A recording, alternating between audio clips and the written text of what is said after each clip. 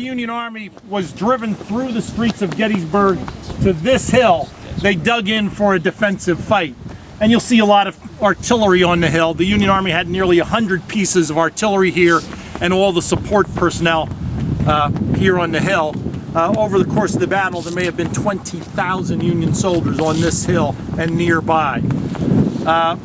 When night fell on the battlefield, 47,000 soldiers had fought just north and west of town. 16,000 men were dead or wounded. The Union Army was shattered but driven back to this hill.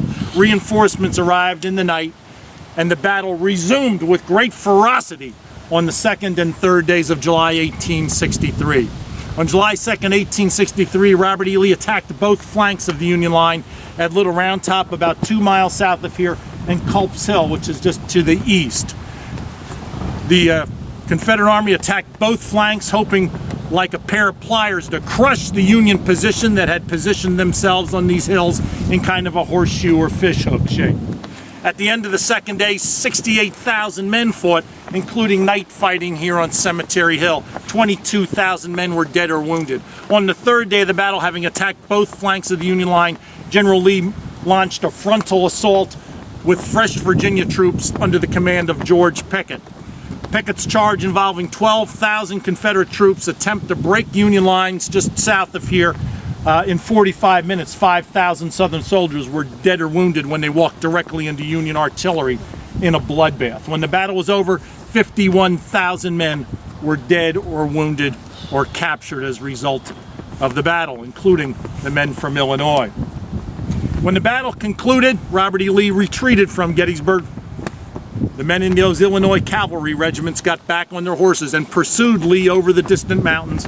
However, Lee was able to escape and cross the Potomac River on July 14, 1863. The Gettysburg campaign ended. But the war kept going on for 2 more years till Lee finally surrendered at Appomattox. When the war ended, there were 700,000 dead. But if Lee had broken through here in Gettysburg, the country would have been torn in two and slavery would have continued. So when you stand on this blood-drenched ground, you just might remember that this may well be the place where slavery ended and freedom began.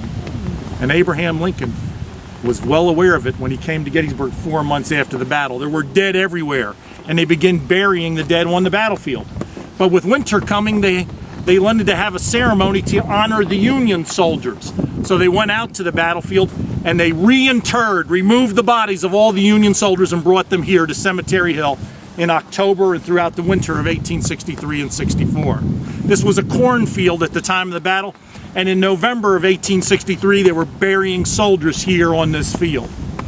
Abraham Lincoln arrived by train on November 18, 1863 to dedicate the cemetery to the Northern soldiers.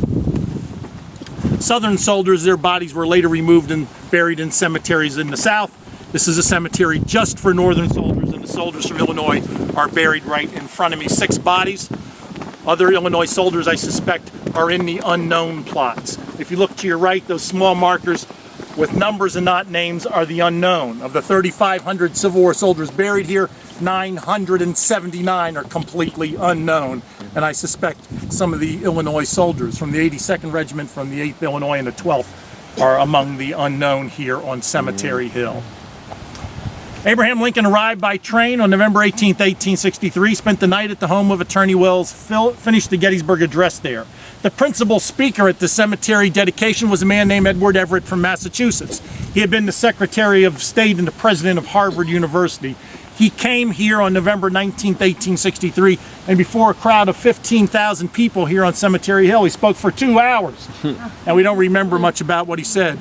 And then Abraham Lincoln stood and spoke for 2 minutes. And we probably should never forget what he said. Now, a lot of people who come here want to know, where did he stand? And if you look behind you, you'll see the Soldiers' National Monument, dedicated in 1869. At the top of the monument is a woman. You might recognize her. In New York Harbor, she holds the Lamp of Liberty high, welcoming immigrants to the country. Here at Gettysburg, she holds the Wreath of Victory low. It was a sad and costly victory, north and south, to the whole country. Surrounding the monument, there are 18 northern stars representing 18 northern states who sent soldiers here, including Illinois. And at the base of the monument, there are allegorical figures representing war, history, peace, and plenty. For over 100 years, that's where people thought Abraham Lincoln stood and gave the Gettysburg Address. photographic evidence in Washington now tells us differently. That in fact he never did stand there. He stood just on the other side of the iron fence in what is now the Evergreen Cemetery. They built a speaker's platform 12 by 20. And on that platform the dignitaries sat. And on that platform Abraham Lincoln would stand and speak for 2 minutes. The spot is not marked in any way, but on the other side of those fences he would say, 77 years ago, our fathers brought forth on this continent a new nation, conceived in liberty and dedicated to the proposition that all men are created equal. And not far from here he said, the world will little note nor long remember what we say here, but it can never forget what they did here. And then that man from Springfield would say, this nation under God shall have a new birth of freedom, and government of the people, and by the people, and for the people, shall not perish from the earth. The spot is not marked in any way. I can show you approximately where it was. But you know what? It doesn't matter where he stood. It does matter what he said. So with that, I'm going to conclude this tour. Thank you so much. That was great.